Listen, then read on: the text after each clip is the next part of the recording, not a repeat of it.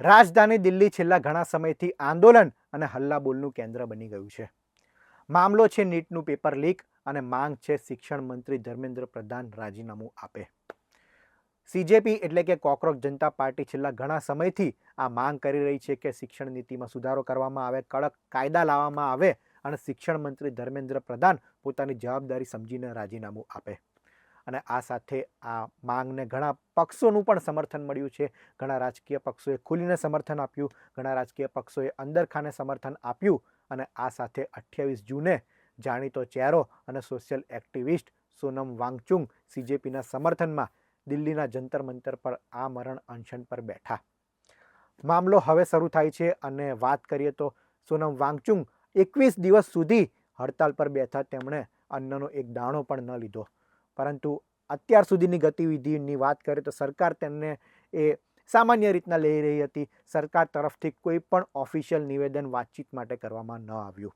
મામલો દિલ્હી હાઈકોર્ટમાં પહોંચ્યો અને દિલ્હી હાઈકોર્ટના નિર્દેશ પ્રમાણે દિલ્હી પોલીસ એ સોનમ વાંગચુકની મરજી વિરુદ્ધ તેમને ઉઠાવીને લઈ ગઈ. આ વાત કરી રહ્યા છે 21 દિવસના આ મરણ અનશન પછી. દિલ્હી પોલીસ દ્વારા કહેવામાં આવ્યું કે સોનમ વાંગચુકની તબિયતને લઈને સ્થિતિ ગંભીર હતી, તેના કારણે તેમને સફદરગંજ હોસ્પિટલમાં ખસેડવામાં આવ્યા. પરંતુ ત્યારબાદ એ પરિસ્થિતિ વધારે વિકટ બનતી ગઈ. સોનમ વાંગચુક અને તેની પત્નીનો આરોપ છે કે તેમની મરજી વિરુદ્ધ તેમને જબરજસ્તી એ સફદરગંજ હોસ્પિટલમાં દાખલ કરી દેવામાં આવી અને ત્યારબાદ સમયાંતરે મેડિકલ રિપોર્ટ આવતા રહ્યા. બીજી તરફ જંતર મંતર પર આંદોલન ચાલુ જ હતું. સોનમ વાંગચુક હોસ્પિટલમાં દાખલ હતા અને હવે આ પ્રોટેસ્ટની જવાબદારી અભિજીત દીપકે લીધી. સોનમ વાંગચુકની જગ્યાએ અભિજીત દીપકે એ પોતે આંદોલનમાં બેઠા. સોનમ વાંગચુક હોસ્પિટલમાં દાખલ હતા. તેઓ માંગ કરી રહ્યા હતા કે તેઓ પણ આંદોલનમાં જોડાવા માગે છે. તેમની મરજી વિરુદ્ધ તેમને હોસ્પિટલમાં દાખલ કરી દેવામાં આવ્યા છે અને હોસ્પિટલ બદલવા માટે પણ કોર્ટમાં અરજી કરવામાં આવી. પરંતુ ખરો ખેલ એ હવે શરૂ થાય છે, કારણ કે સીજેપી એટલે કે કોકરોચ જનતા પાર્ટીએ 20 ઓગસ્ટના રોજ સંસદ માર્ચની જાહેરાત કરી દીધી. સોશિયલ મીડિયા પર ખૂબ ચર્ચા થઈ અને સોશિયલ મીડિયા પર આ માર્ચને ખૂબ સમર્થન પણ મળ્યું. અને વાત આવી 20 ઓગસ્ટના દિવસની. વહેલી સવારથી જંતર મંતર પર મોટી સંખ્યામાં વિદ્યાર્થીઓ, આંદોલનકારીઓ અને લોકો એ પહોંચવા લાગ્યા. બીજી તરફ સરકાર પણ આ વાતને લઈને એલર્ટ હતી. દિલ્હીમાં જંતર મંતર અને આસપાસના વિસ્તારમાં મોટી સંખ્યામાં પોલીસ અને આરપીએફના જવાનો તૈનાત કરી દેવામાં આવ્યા. સરકારને અંદાજો હતો જ કે આ માર્ચમાં મોટી સંખ્યામાં લોકો આવશે અને કોઈ પણ આ પ્રકારની ઘટના ન બને તે માટે અગમચેતીના ભાગરૂપે સરકારે પણ મોટી સંખ્યામાં જવાનોની તૈનાતી કરી દીધી. સવારથી લોકો આવવા માંડ્યા અને ધીમે ધીમે બપોરનો સમય પડતા આ માર્ચ આગળ વધી અને આ માર્ચમાં ઘણી બધી એવી ઘટનાઓ બની જેને લઈને આંદોલનને લઈને પણ સવાલ ઉઠ્યા, સરકારની નીતિને લઈને પણ સવાલ ઉઠ્યા. કેટલાક વિડીયોમાં એવું પણ જોવા મળ્યું કે પોલીસ એ બર્બરતાપૂર્વક વિદ્યાર્થીઓ પર લાઠીચાર્જ કરે છે, માણસોને મારે છે. બીજી તરફ કેટલાક એવા પણ દ્રશ્યો સામે આવ્યા કે પોલીસ તરફ પથ્થરમારો કરવામાં આવે છે. એટલે કે આ આંદોલનમાં સામેલ લોકો એ પોલીસ તરફ પથ્થરમારો કરે છે, પોલીસ લાઠીચાર્જ કરે છે. પોલીસ દ્વારા ભીડને ખદેડવા માટે ટીયર ગેસના સેલ છોડવામાં આવ્યા. ઘણા લોકો ઈજાગ્રસ્ત થયા, ઘણા પોલીસ કર્મી પણ ઈજાગ્રસ્ત થયા અને સાંજ પડતા મામલો એ ખૂબ ગંભીર ધીમે ધીમે બનવા લાગ્યો. પોલીસે જેમ તેમ કરીને ભીડને વિખેરી દીધી અને 20 ઓગસ્ટનો દિવસ એ પૂર્ણ થયો. જંતર મંતર પર જે આંદોલનનું સ્થળ હતું તેના પર પણ પોલીસે એ પડદા કાઢવા લાગી અને જે કાર્યક્રમને લઈને આયોજન કરવામાં આવ્યું હતું તે તમામ વસ્તુ પોલીસ દૂર કરવા લાગી. સરકારને કદાચ એમ હતું કે આ મામલો પૂરો થઈ ગયો છે, ભીડ ખસી ગઈ છે અને હવે આંદોલન પૂરું થઈ ગયું છે. 20 ઓગસ્ટનો જે દિવસ ઘટનાક્રમ રહ્યો તેને લઈને અલગ અલગ 5 એફઆઈઆર પોલીસ તરફથી દાખલ કરવામાં આવી. અલગ અલગ એફઆઈઆરને લઈને વાત કરીએ તો આ એફઆઈઆરને અંતર્ગત કુલ 100થી વધુ લોકોની અટકાયત પણ કરવામાં આવી. દિલ્હી પોલીસના જણાવ્યા અનુસાર જે પકડાયેલા લોકો છે તેમાં મોટા ભાગના લોકો એ વિદ્યાર્થી નથી, એટલે કે વિદ્યાર્થીના વેશમાં આવેલા અન્ય લોકો છે. બીજી તરફ આંદોલનને લઈને સીજેપીએ જાહેરાત કરી કે આ આંદોલન હજુ પણ યથાવત રહેવાનું છે. આવતીકાલે પણ આ આંદોલન યથાવત રહેવાનું છે અને સોનમ વાંગચુકની પોલીસ છોડે તેમને અને અહીંયા આવવા માટે તેમને પરમિશન આપવામાં આવે. હવે વાત કરીએ કે 21 ઓગસ્ટની. જે પ્રમાણે આગળ વાત કરી કે સરકારને એમ હતું કે આંદોલન પૂરું થઈ ગયું છે, પરંતુ 21 ઓગસ્ટની વહેલી સવારથી જંતર મંતર પર ફરીથી લોકોનો હુજુમ ઉમળવાનું શરૂ થયું. આ આંદોલનનો મામલો એ સંસદ ભવન સુધી પણ પહોંચ્યો હતો. કોંગ્રેસ નેતા મલ્લિકાર્જુન ખડગે સંસદ ભવનમાં આ મુદ્દો ઉઠાવ્યો અને વાત કરી કે સરકાર શા માટે વિદ્યાર્થીઓની વાત નથી સાંભળતી અને વાત કરવામાં આટલું મોડું શા માટે કરવામાં આવે છે. સમગ્ર દિવસના ઘટનાક્રમની વાત કરીએ તો સીજેપી પાર્ટી તરફથી 2 લોકો એ કેન્દ્રીય મંત્રી જેપી નડ્ડાને મળવા પણ પહોંચ્યા, પરંતુ તેમનો આરોપ હતો કે 3 કલાક સુધી તેમને બેસાડી રાખવામાં આવ્યા અને માત્ર 10 મિનિટની વાતચીત બાદ તેઓ છૂટા પડ્યા અને તેમણે પોતાની માંગણી એ લેખિત સ્વરૂપમાં પણ રજૂઆત કરી દીધી. સૂત્રોના જણાવ્યા અનુસાર સરકાર પણ એવા મૂડમાં હતી કે અમે ચર્ચા કરીશું, પરંતુ ધર્મેન્દ્ર પ્રધાનના જે રાજીનામાની વાત છે તેનાથી સરકાર અસહમત છે, પરંતુ એક પણ ઓફિશિયલ નિવેદન એ સામે આવ્યું નહીં. ભાજપના સાંસદોએ કહ્યું કે જે સમગ્ર દિવસનો ઘટનાક્રમ બન્યો ત્યારે સંસદ ભવનમાં પણ એક પ્રકારનું ચિંતાનું મોજું વ્યાપી ગયું હતું અને અમને એ ચિંતા થતી હતી કે આ જે પ્રોટેસ્ટ કરનારા લોકો છે એ સંસદ ભવનમાં ઘૂસી જાય અને મારામારી કરે તો અમે પણ એ ચિંતામાં અને ભયમાં મુકાઈ ગયા હતા. સાંભળો કંગના રનૌતે શું કહ્યું. कल एक वक्त तो ये था, हम सब कहेंगे कि कुछ डर गए थे सब कि शायद अटैक कर देंगे हम पर या किस तरह से करेंगे, तो लेकिन मैं दिल्ली पुलिस की सराहना करती हूँ. उन्होंने जो है हमारे बीच में शील्ड बनकर खुद पर जो है पथराव नहीं दी या चोटें खाई, लेकिन जनमानस को कोई हानि नहीं होने दी. नहीं कहूँगी. બીજી તરફ કોંગ્રેસે કહ્યું કે વિદ્યાર્થીઓ પોતાની માંગને લઈને આંદોલન કરી રહ્યા છે ત્યારે સરકાર આટલી નિષ્ઠુર કેમ છે. પોતાની જવાબદારી સમજીને शिक्षण मंत्री धर्मेंद्र प्रधान ने राजीनामू आपी देवू જોઈએ. हमारी डिमांड बहुत स्पष्ट है और हम शुरू से ही डिमांड कर रहे हैं. जो एजुकेशन सिस्टम एकदम ब्रोकन है उसको हमें दुरुस्त करना है, उस सिस्टम को ठीक करना है. उसके लिए आप डिस्कशन करो. आप धर्मेंद्र प्रधान आपको या तो मेरी बात सुननी है, धर्मेंद्र प्रधान जी को रिजाइन करना है. एक डिस्कशन होना चाहिए पार्लियामेंट, और जो स्टूडेंट्स प्रोटेस्ट कर रहे हैं उनकी सुनवाई होनी चाहिए. हम कहते हैं हम पार्लियामेंट में हम क्या कर रहे हैं, कौन सी बिल आ रही है, फिर से वंदे मातरम की इज्जत की बिल आ रही है. क्या मतलब है इसका? क्या मतलब है इसका? वंदे मातरम का मतलब क्या है? अपनी मातृभूमि के लिए, अपनी मातृभूमि की इज्जत. तो ये क्या है? हमारी मातृभूमि लोकतंत्र है. ये बच्चे कौन है? तो दोबारा इस तरह का पेपर लीक ना हो, इसके लिए सख्ती से कदम जो उठाया गया है. जिन्होंने पेपर लीक धंधे में जो लिप्त है, जो लोग दोषी पाए गए हैं, जिसको अरेस्ट किया गया है, उसको जेल में डाल करके प्रधानमंत्री जी ने ये अपील भी किया है कि उनका जो सजा है उसको सख्ती से सख्ती सजा कैसे दिया जाए, उसमें सारा टॉप क्लास के वकील लोग भी साथ दें, ताकि जो पेपर लीक जैसे पाप काम किया है उन लोगों को घोर सख्त सजा मिले.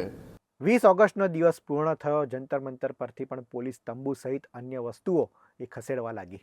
સરકારને પણ એમ થયું કે 20 ઓગસ્ટમાં જે સંસદ માર્ચનું આયોજન હતું અને જે સમગ્ર દિવસ દરમિયાન ઘટનાક્રમ બન્યો, હવે આંદોલન પૂરું થઈ ગયું છે, હવે કશું નહીં થાય. પરંતુ બીજી તરફ કોક્રોચ જનતા પાર્ટીએ આંદોલન શરૂ રાખવાની જાહેરાત કરી અને બીજે દિવસે એટલે કે 21 ઓગસ્ટના સવારથી વહેલી સવારથી લોકોનો હુજુમ એ જંતર મંતર પર ફરીથી ઉમટવા લાગ્યો. બીજી તરફ સંસદનું સત્ર પણ શરૂ હતું. સંસદમાં પણ આ મુદ્દો ગાજ્યો હતો. આગલા દિવસે એટલે કે 20 ઓગસ્ટે પણ સંસદનું સત્ર એ સ્થગિત થઈ ગયું હતું. વિપક્ષનું સતત નીટ અને રામ મંદિરને લઈને તેઓ સંસદમાં પણ એ માંગ કરી રહ્યા હતા, કાર્યવાહીની માંગ કરી રહ્યા હતા, જેના કારણે સંસદનું સત્ર એ એક દિવસ પૂરતું સ્થગિત થઈ ગયું હતું. હવે વાત કરીએ છીએ 21 ઓગસ્ટની. 21 ઓગસ્ટે ફરીથી જંતર મંતર પર મોટી સંખ્યામાં લોકો આવવાનું શરૂ થયું. બીજી તરફ સંસદનું સત્ર હતું. મલ્લિકાર્જુન ખડગેનો જન્મદિવસ હતો, જેના કારણે બપોરે કોંગ્રેસે તેમના નિવાસ સ્થાને એક મિટિંગનું આયોજન કર્યું, જેમાં કેટલાક સાંસદો પણ ઉપસ્થિત હતા. પરંતુ ખરો ખેલ હવે શરૂ થાય છે. મિટિંગ પૂર્ણ થયા બાદ રાહુલ ગાંધી સહિત વિપક્ષના સાંસદો પીએમ નિવાસ સ્થાન તરફ જવા લાગ્યા, ચાલવા લાગ્યા અને થોડી વારમાં એ તેઓ પીએમના નિવાસ સ્થાનની બહાર જઈને આંદોલન કરવા લાગ્યા, અનશન પર બેસી ગયા. વાત કરીએ હવે સાંજના સમયે. 2 કલાક સુધી આ આંદોલન ચાલતું રહ્યું અને આ આંદોલનને જોઈને સિક્યોરિટીને લઈને પણ સરકાર ચિંતિત થઈ, કારણ કે મામલો એ પીએમની સિક્યોરિટીનો હતો. પીએમ નિવાસની બિલકુલ બહાર જ કોંગ્રેસ અને વિપક્ષના સાંસદો એ અનશન પર બેસી ગયા. રાહુલ ગાંધીએ સોશિયલ મીડિયા પર પણ પોસ્ટ કરીને કહ્યું કે તમામ લોકો અહીંયા પહોંચે, આ આંદોલન ચાલુ જ છે, વિદ્યાર્થીઓના હકની વાત થવી જોઈએ. બીજી તરફ સરકાર પણ ટેન્શનમાં હતું, કારણ કે મામલો એ પીએમની સિક્યુરિટીનો હતો. પીએમની ઘરની બહાર જો મોટી સંખ્યામાં લોકો એકત્રિત થવા લાગે તો શું પરિણામ આવે તે તમે પણ સમજી શકો છો. મામલાની ગંભીરતાને જોતા સરકાર તરફથી નક્કી કરવામાં આવ્યું કે કેન્દ્રીય મંત્રી જીતેન્દ્રસિંહ એ રાહુલ ગાંધી સહિત વિપક્ષના સાંસદોને સમજાવવા માટે ત્યાં પહોંચે. જીતેન્દ્રસિંહ ત્યાં મળવા માટે પહોંચે છે, રાહુલ ગાંધી સાથે તેમની વાતચીત થાય છે, પરંતુ ત્યારબાદ જીતેન્દ્રસિંહના આરોપ મુજબ તેમણે રાહુલ ગાંધીને વાતચીત કરી કે સરકાર એ મંત્રણા માટે તૈયાર છે, નીટથી લઈને અન્ય તમામ બાબતો પર સંસદમાં ચર્ચા થશે, પરંતુ રાહુલ ગાંધી પોતાની માંગથી ફરી ગયા. આવો આરોપ જીતેન્દ્રસિંહે લગાડ્યો કે હવે તેઓ એવી માંગ કરવા લાગ્યા કે અમે એ કેન્દ્રીય મંત્રી શિક્ષણ મંત્રીનું રાજીનામું મળશે ત્યાં સુધી આંદોલન ચાલુ રાખીશું. જીતેન્દ્રસિંહે આરોપ લગાડ્યો કે આવી તો કોઈ વાત જ નહોતી, પરંતુ રાહુલ ગાંધી પોતાની વાત પરથી ફરી ગયા છે અને નવી નવી ડિમાન્ડ કરવા લાગ્યા. એવું પણ કહેવામાં આવ્યું કે આ આંદોલનની જગ્યા નથી, પરંતુ રાહુલ ગાંધી એકના બે ન થયા. સાંભળીએ જીतेंद्र શું કહ્યું. सरकार को कोई आपत्ति नहीं है, सरकार तैयार है संसद में चर्चा करने के लिए, नीट को लेकर के भी, उसके साथ संबंधित विषयों को लेकर के भी, जो आंदोलन है उसको लेकर के भी.